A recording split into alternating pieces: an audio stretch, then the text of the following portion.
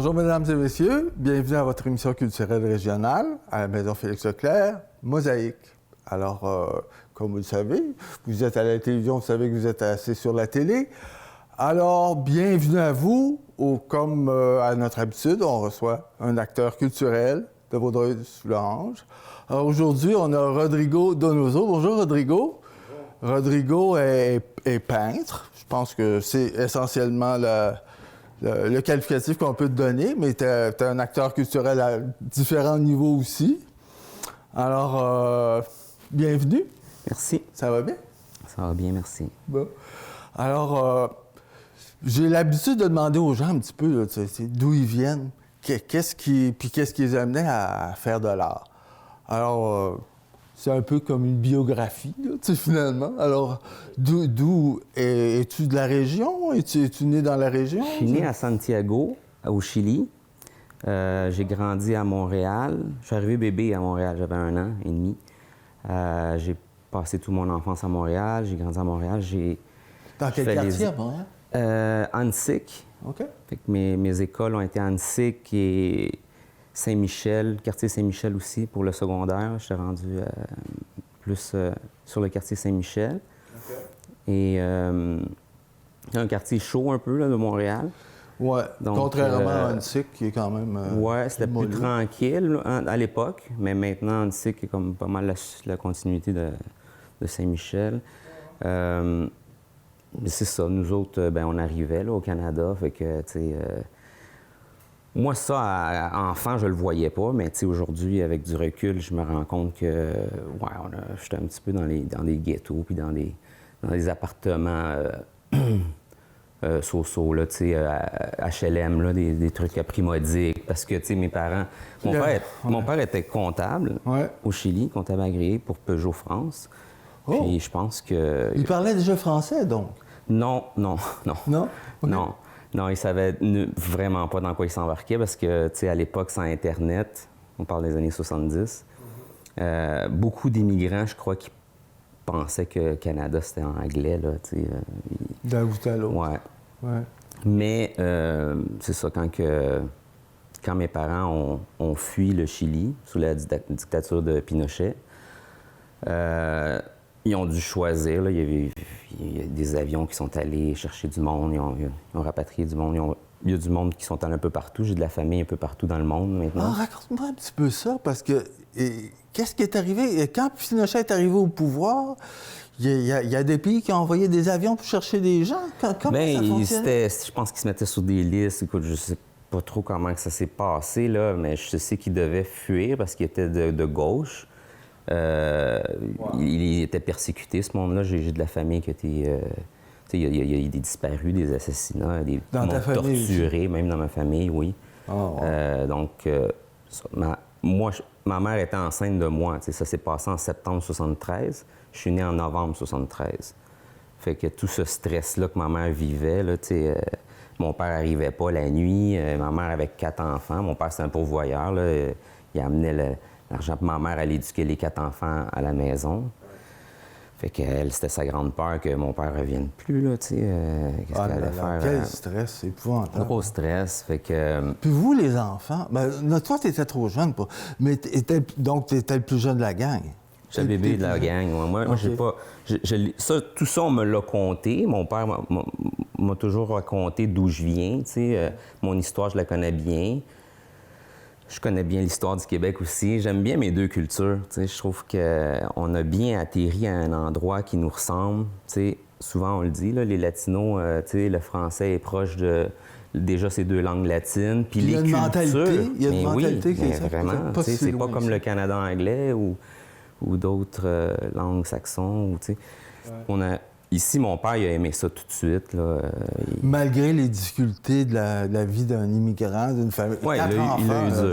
C'est pas facile. Ils l'ont eu dur. Je sais que j'ai des souvenirs. On était dans un 1,5, là, 4 enfants. Puis mon père livrait du poulet. Là. Il trouvait n'importe quel job qui n'avait pas besoin de parler trop. Il faisait ses cours de français. Mes parents apprenaient le français. Après ça, il a dû réapprendre la comptabilité parce que ses diplômes n'étaient pas reconnus. Il repartait à 0. Oui, mais les chiffres, ça devait être pas mal proche quand même. C'est ça, il a tout refait. Il a tout refait. Ben, il était obligé d'avoir un diplôme d'ici pour pouvoir pratiquer et voilà. ici. Il est redevenu comptable, puis ça a bien été par la suite, mais tu sais, le début, c'était comme... il est parti en bas de l'échelle, là, tu sais. Wow. En plus d'apprendre la langue, réapprendre son métier et affronter le froid et laisser toute amis et famille derrière. Est-ce que toute ta famille est encore vivante? Tes parents, est-ce qu'ils sont encore vivants? Non, mon père est le plus jeune de 10 frères et sœurs, puis c'est le dernier, là. Ouais.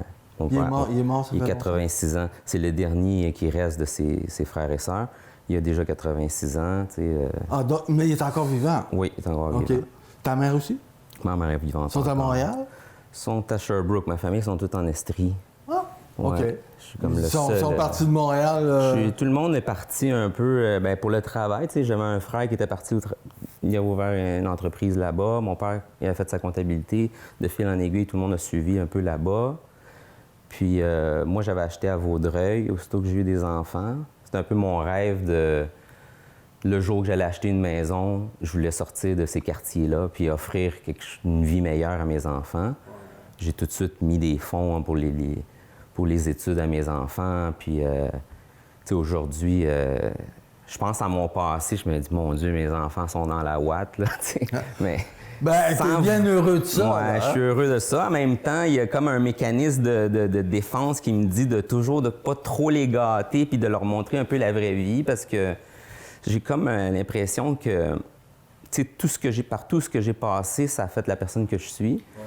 Puis, tu sais, aujourd'hui, j'aimerais ça que mes enfants soient quand même débrouillards et qu'ils ne soient pas trop axés sur le matériel ou, tu sais, je veux pas du monde à... Ouais. Mais on s'en sort bien, Je leur ai montré des bonnes valeurs. Quel âge ils ont, tes enfants? Ils sont rendus à 14 et 15 ans. 2 adolescents au secondaire, très bonnes notes, sont bons, m'apportent aucun problème. Ça veut dire qu'ils sont prêts à faire des efforts parce que ça demande quand même, tu sais, à l'étude au secondaire, c'est pas facile. Souvent, c'est... Ouais. Ça veut dire que, tu sais, on sème des graines, puis... c'est ça. Ça lève pas tout de suite, mais ça finit par lever. Ouais, ben oui, mais regarde, on est supposé parler de ta carrière artistique aussi, là. Ben, c'est sûr que... un petit peu qu'est-ce qui a fait que... Bon, ta famille était pas particulièrement dans les arts ou il y avait déjà une sensibilité aux arts? Mon grand-père, du côté de mon père, était un musicien, compositeur, interprète en musique classique. Mon père et ses frères et sœurs avaient un orchestre classique avec mon grand-père. Tout ça au Chili? Ben oui. Au Chili. Ben oui. Ensuite, mon père, jeune, il avait son orchestre de jazz. Il gagnait son argent les fins de semaine avec ça. Donc, la musique était très présente chez moi. Puis, moi, j'ai toujours aimé... chez nous, on était tous pas mal bons en dessin, mais j'aurais toujours aimé peindre. Mais le fait, comme je disais, qu'on était arrivé ici puis qu'au début, on arrachait un peu, là, tu sais, je veux dire, enfant, t'as comme un sixième sens qui... on dirait que j'aurais pas pu l'expliquer à l'époque, mais je savais que je pouvais pas demander plein de trucs à mes parents, là. Je voyais bien que peut-être que je me comparais à mes amis sans être... tu sais, je me souviens pas d'avoir été triste, de qu'il me manque quoi que ce soit. Tu sais, l'essentiel était là, puis on avait beaucoup d'amour de mes parents, de ma famille, ils étaient très unis. Fait que, il n'y a rien qui m'a manqué, mais tu sais, je savais que des trucs plus luxueux ou, tu sais, je demandais jamais rien, là. Tu le vois, même si t'es haut comme de même. Moi, on allait à la soupe populaire, là, des fois, en dessous, au sous-sol d'église. Là. Ouais. On s'est habillés à l'Armée du Salut, dans les trucs de sœurs, des couvents qui nous donnaient... Mon père était très fier, puis il aimait pas ça. Je me rappelle, ma mère... lui, il avait l'impression de quêter, puis il était très fier, puis il aimait pas ça, mais ma mère... c'est ma mère... savait vos besoins, là. Puis mon père, il amenait l'argent, mais tu sais, l'espèce d'ancienne mentalité que... Il amenait l'argent, mais c'est ma mère qui gérait. Puis ma mère, elle nous raconte aujourd'hui, écoute, elle voyait les chiffres, puis elle voyait qu'on n'y arrivait pas, là. Fait qu'elle avait pas le choix de m'en donner.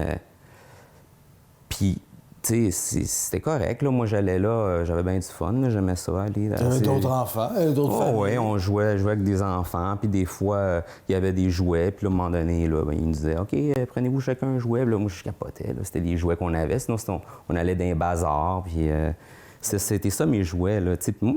C'est correct, mais...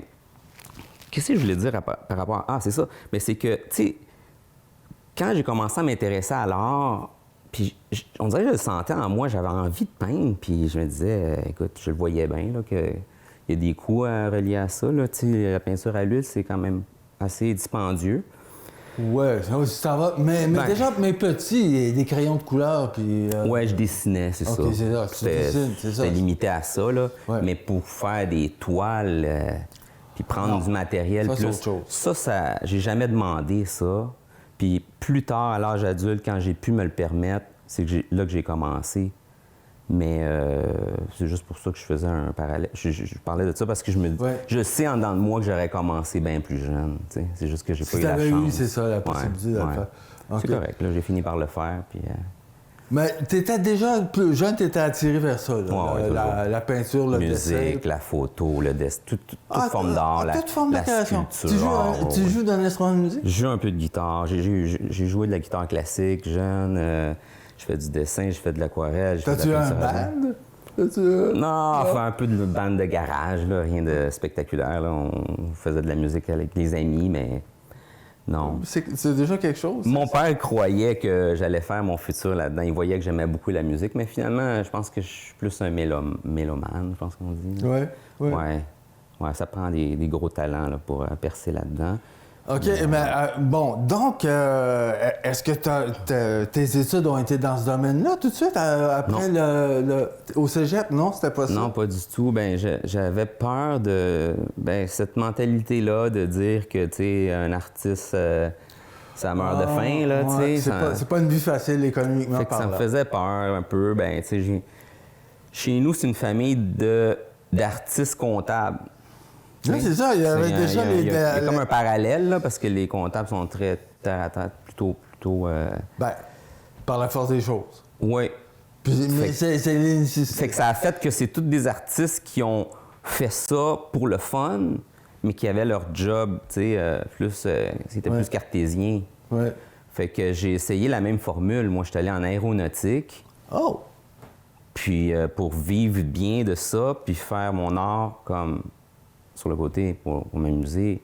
Puis après ça, même, je suis allé je viens de travailler dans un laboratoire pendant 10 ans de temps pour la santé publique. Fait que tu vois que c'est rien à voir avec l'art. Mon art a toujours été, en fin de compte, quelque chose que je faisais pour le fun.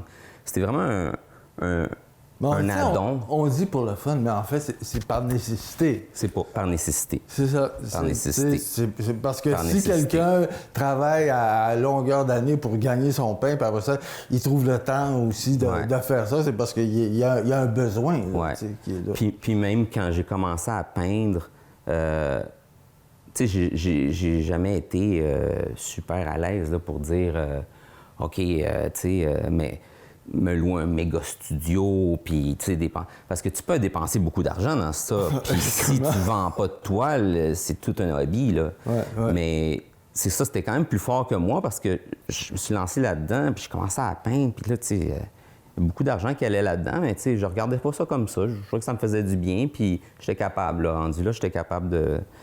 Mais là, quand une de mes amies qui a le studio ici, un studio de yoga ici à Vaudreuil, m'a permis d'exposer. En fait, c'est elle qui m'a dit, écoute, les murs sont vides, si tu veux, là, expose tes toiles, puis tu sais, ça va être super beau. Puis, tu sais, mais les avances, on sait jamais. C'est ça, voilà. Là, j'étais toute gênée, là, tu sais, j'étais pas... je savais pas quoi penser de ça. On m'avait jamais... Tu sais, je savais même pas comment mettre les prix. Je savais même... Tu sais, il a fallu que j'aille regarder sur Google, puis je me suis aperçu qu'il y avait des formules, là, tu sais, par exemple, hauteur fois largeur fois tant le pouce au carré. Fait que là, je me suis mis... Là, j'ai fait des recherches. OK, il y a une moyenne là. Je me suis mis un petit peu en dessous de ça. J'ai dit, OK, ça va être ma moyenne. J'ai commencé comme ça, tu sais. Puis là, une toile s'est vendue tout de suite. Puis là, ben les toiles commençaient à se vendre. Puis ça me donnait de l'assurance. Parce que là, ces gens-là, ben, ils me félicitaient, ils me disaient donc qu'ils aimaient mon art. Ça. Là, ça a commencé à faire comme, OK, ben crime, ça serait le fun que ça puisse fonctionner, ça. Fait que j'ai commencé à participer à des concours. Puis j'ai été choisi pour le quartier des artistes au salon d'habitation. Ouais, c'est là, ça m'a donné un gros coup de pied, là, vraiment, là, ça m'a montré que je pouvais le faire. Parce que rendu là, j'étais avec plein d'autres artistes. J'ai été le premier à vendre une toile. Ça m'a donné beaucoup d'assurance. Puis là, tu sais, ça fonctionnait, mon affaire, à mon kiosque. On avait chacun des kiosques. Fait que là, j'étais comme, waouh, ça fonctionne. Tu sais, il faut que je retourne chez nous. Je ramène des trucs à Place Bonaventure. Puis il y a de la demande. Puis là, fait que là, waouh, là, ça a commencé à monter. Puis là, après ça, il y a eu, au même endroit, des designers d'intérieur qui m'ont approché. OK. Il y a des galeries qui m'ont approché, qui sont venues me voir, qui étaient intéressés à mon truc. Fait que là, j'ai commencé à donner Tout des ça, cartes. là, au même salon Ouais. de l'habitation. Ouais. Ça, le salon de l'habitation, c'est à la Place Bonaventure ou c'était... À Place OK. Bonaventure. OK, Ils ont wow. fait le quartier des artistes, qui est un endroit où tu passes, puis c'est que des toiles. Oui, Puis, tu sais, c'est pour décoration intérieure, donc. oui. Puis moi, à cause du yoga, ben j'incorporais souvent des Bouddhas. Puis ça a fonctionné là-bas beaucoup pour la décoration intérieure, les Bouddhas. Fait que je suis sorti de là, j'avais déjà un contrat pour aller exposer à une galerie à l'Assomption. OK. Et des designers intérieurs qui voulaient travailler avec moi et même des vendeurs de maisons qui m'ont approché pour quand ils vendent des maisons, que je puisse embellir la maison avec des œuvres d'art. Puis là, mon Dieu, ça arrivait de tous les côtés. Là, je commençais à penser à ce monde-là, peut-être louer des toiles, tu sais, parce que les autres, ils ne veulent pas les Non, ils ne veulent acheter. pas les acheter, c'est ça. Fait que là, tu sais, tu rentres dans tout ça, puis là, tu fais comme, OK, tu sais, Mais c'est de la gestion, ça arrivait par vite, exemple. là, parce Ouais, que, ouais. tu sais, moi, je faisais de la peinture, Ouais. puis là, tu te rends compte que, OK, il y a la business aussi, là. Puis là, après ça, il y a aussi la création d'un site web pour aller un peu plus loin, tu sais, pour faire voir tes trucs. Fait que là, je me suis mis à créer un site web avec l'aide de gens qui s'y connaissent, puis à investir là-dedans. C'est de l'argent, ça aussi. Mais là, avec toutes les toiles que je commençais à vendre, j'investissais là-dedans. En Ouais. fin de compte, je mettais presque pas une scène dans mes poches parce que je prenais tout cet argent-là. Ouais. Chaque fois que je vendais une toile, je la mettais comme dans De l'achat de matériel, Ben oui, développer un site, développer des cartes d'affaires. J'ai fait des cartes d'affaires. Ouais. Des fois, les galeries, comme, tu sais... Ils prennent en dépôt. Ben souvent, oui, j'ai c'est ça. exposé au centre-ville. Là, c'était rendu bon. Là, c'est quand même rendu en plein Saint-Denis. Mais tu sais, là, il y a des cotes, là, il y a des quotas à faire aussi, là, tu sais. Ouais. Fait que... mais, tu sais, ça fait méga publicité et tout. Puis...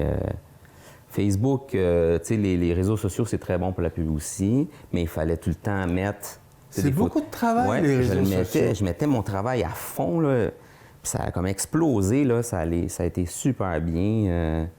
Puis là, ben ça fait quand même 4 ans environ, là, de tout ça. Puis ça n'a jamais arrêté. J'ai toujours peint, j'ai toujours eu des contrats, je suis toujours exposé à quelque part. Ça n'a jamais... Mais tu vis pas de ça, là, quand Non. même. Parce Non. que Non, c'est quelque chose. moi, c'est... Est-ce que ta cote a augmenté? On vend pas ici des toiles à des milliers de dollars. tu sais. Non, Fait que là, c'est ça, je peux exactement. pas faire un chiffre d'affaires pour une année de salaire. Fait que au bout d'un an, j'ai fait comme, OK, ça fait un demi-salaire. Au bout d'une autre année, OK, ça fait encore un demi-salaire. Au bout d'un autre... Là, ça va faire 4 ans. C'est tout des C'est demi-salaires. toujours comme ça. OK. Parce que là, je me suis rendu compte que c'est juste ce type de salaire-là avec mon art que je pourrais avoir ici, là, en restant ici, à moins. Je continue encore à envoyer des concours, même en Europe, partout, on ne sait jamais, tu sais. Ouais. Mais en attendant, c'est ça. Fait que là, moi, j'étais rendu avec un travail quand même payant, mais que j'aimais pas.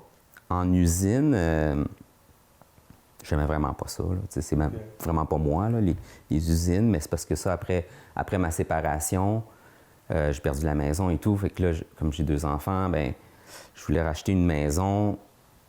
J'ai retourné dans les vieilles affaires que j'avais faites quand j'étais jeune, là, les chariots élévateurs, puis tout ça, les trucs d'usine que je déteste, mais c'est payant, puis je suis bon là-dedans, je suis capable de le faire. J'ai appliqué une des plus grosses entreprises à Vaudreuil ici, pour pas la nommer, mais c'est ça, j'ai fait un temps là. J'ai pu racheter une maison, puis où je m'en allais avec ça? Ben là, c'est parce que tu dis, tu t'es séparé, c'est bien triste, tu as 2 enfants, mais là, maintenant, tu m'as dit que tu as 4 enfants. Ça fait que La famille là, recomposée. c'est ça, une famille Ouais. recomposée, donc tu as rencontré quelqu'un ici. Oui. OK. Ouais. Puis vous êtes mis ensemble. On puis s'est là, mis ensemble, on a racheté une maison ici. On a vendu nos 2 petites maisons. On a acheté une grosse maison pour que tous les enfants aient leur chambre à coucher. OK. Puis tout va bien, là. C'est dans les plans de me faire un atelier, tu sais. Peut-être une véranda, là, c'est ça le plan qu'on a. OK, C'est puis tu as assez grand de terrain pour faire tout ça ouais, là, chez toi. faire une véranda puis faire mon atelier là. Parce que, par exemple, là, en ce moment, dans mes contrats, il y a 4 personnes en attente. OK. C'est toujours comme ça. Pourquoi? Parce qu'on a les enfants une semaine sur 2. Fait que moi, je peins une semaine sur 2. L'autre semaine, parce que j'ai pas d'atelier. Fait que là, mes Faut gars que tu gros prennes salon, ça, par là. exemple, je grand comme ça. Mais quand les enfants sont pas là, moi, je m'installe. Ouais. Moi, j'aime bien peindre la terre. OK. Fait que je m'installe toutes mes couvertes, puis là, je peins des fois plus d'un projet à la fois. Je m'en sors bien, j'ai bien du fun. Mais quand ils reviennent, je tout ramasser. rapatrie tout, puis bon, à suivre, tu sais. À suivre dans 2 semaines. Fait que ça, c'est dans les prochains projets de faire une véranda, 4 saisons, où ce que je pourrais aller peindre, là, ça serait mon atelier. Puis c'est ça. Puis alors, t'exposes, tu dis à Montréal, mais actuellement, t'es à la Maison Félix-Leclerc. La maison Félix Je ne sais Leclerc. pas si au moment où l'émission va passer, si ton exposition va être encore ici. Là, je ne sais pas pour combien de temps. C'est elle est là. jusqu'au 12 décembre. Jusqu'au 12 décembre maintenant. Ça a été En ce moment, je suis dans d'autres concours à Vaudreuil aussi. OK. On va voir si qu'est-ce qui va arriver avec ça. Il y a le futur hôpital là, qui s'en vient. OK, puis donc, c'est ça, il y a des appels de projet. Oui, il y a là, des tu sais. appels de projet pour celui-là, pour d'autres trucs pour le musée, pour d'autres salles d'exposition. Là. Donc, ça, c'est tes projets d'avenir, mais sachant que ton travail ne te permet pas de faire plus que tant, là, tu sais, parce que là, ça fait 4 ans, tu me dis, ça roule de cette façon-là, mais est-ce que tu penses une façon de faire évoluer ton travail? Comment tu Ben, penses? c'est ça, je me suis un peu Ton perdu avenir. tantôt. Je parlais de l'usine que je détestais. Oui. Quand j'ai vu que ça ramenait comme un demi-salaire, Oui. avec ma femme, on a pris la décision, je laisse ce travail-là que je déteste, Oui. même si c'est payant, et je vais me chercher un travail temps partiel que je vais aimer, puis qui va donner un salaire décent, les 2 combinés. Oui. Là, j'ai trouvé travailler avec les enfants dans une école. Fait que je suis allé faire un cours pendant la pandémie. Et Ça a été bien pour c'était toi. parfait pour aller faire des cours en ligne, tu sais. OK. Je suis allé faire mon cours d'éducateur en service de garde sur Teams, en ligne. OK. Puis je suis devenu éducateur. Là, je suis diplômé depuis T'es à quelle école? à Brin d'Amour, Ah, qui est la dans nouvelle le école, campus de la Oui. Cité des Jeunes. Là. Oui, oui, oui. Ouais. La nouvelle école. Ouais. OK, wow. Ouais. OK. Puis, t'es heureux là-dedans, Je c'est suis le fun? heureux, je travaille avec les enfants, c'est comme complètement une autre dynamique. Les enfants, c'est une énergie pure, C'est de la créativité aussi, là. on est dans la créativité, on est dans écoute, tout est inspirant, tu sais, tu regardes les enfants, pour eux, tout est une première fois, ils sont émerveillés de tout, c'est... Puis pour tu sais, eux toi autres, aussi, je sais pas, est-ce que tu trouves qu'il y a une inspiration pour toi dans ton travail quand tu vois le travail des enfants? Est-ce que ça t'inspire? Ce qui m'inspire, c'est le côté humain, tu sais, d'être avec des enfants. J'apprends à tous les jours, je dois leur apprendre des choses, mais eux autres, sans savoir, ils m'apprennent plein de choses, tu sais. Ouais. À lâcher prise, à vivre plus le moment présent. Il y a plein d'affaires qu'on peut apprendre, on apprend avec les enfants, là, tu sais. Puis je trouve ça très enrichissant, j'aime ça, je trouve que j'apporte quelque chose. Ouais. Je me trouve, c'est valorisant, puis je me trouve utile. pour les enfants, il n'y a pas de sous-métier, il n'y a pas de métier mieux qu'un autre, il y a pas, ils ne voient pas, eux autres, ils ne connaissent pas les salaires, ils s'en foutent de ça. Fait que, tu sais, moi, dans une école, je me vois quasiment mis sur un piédestal.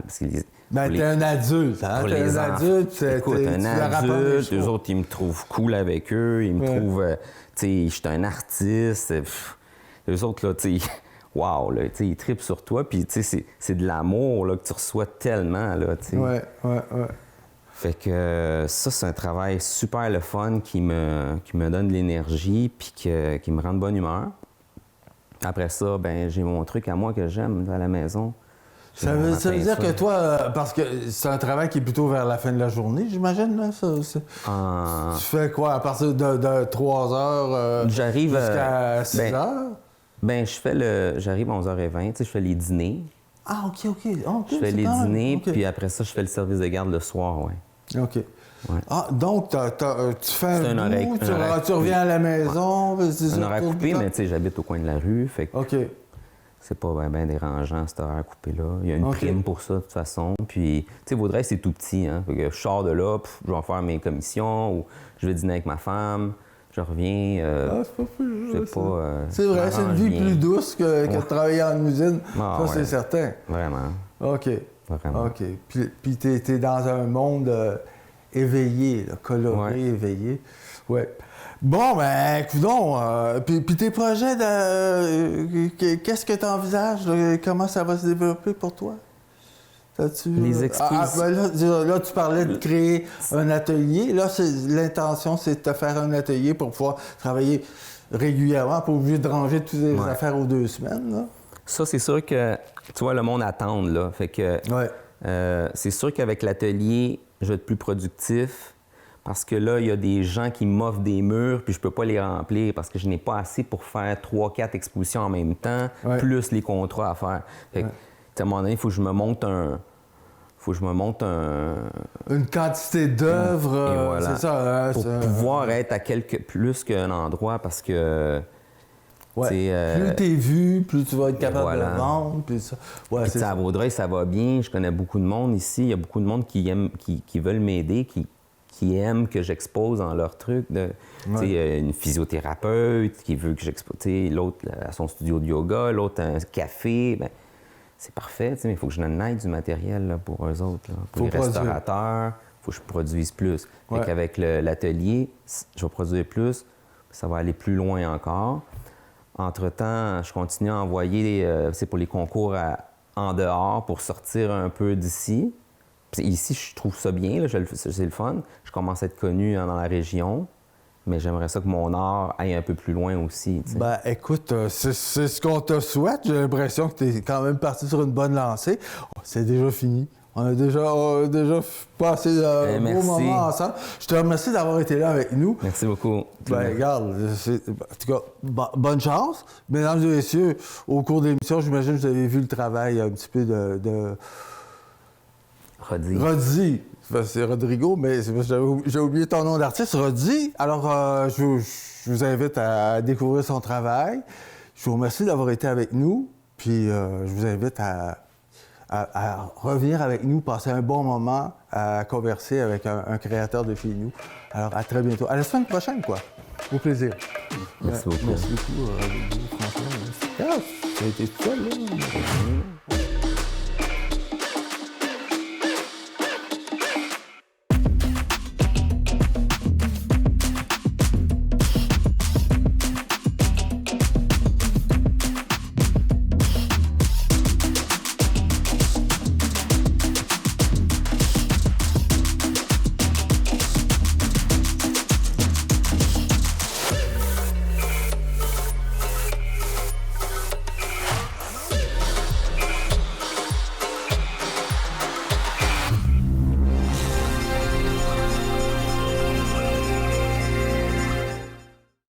Question quiz. Combien de sacs de plastique entrent à l'heure dans votre centre de tri, pensez-vous? 15 000. Conseil facile, prenez tous les sacs et emballages de plastique qui s'étirent et faites-en un sac de sac. Ça va donner un gros coup de main au trieur. Et oublie pas, le meilleur truc du tri, c'est de trier. Salut!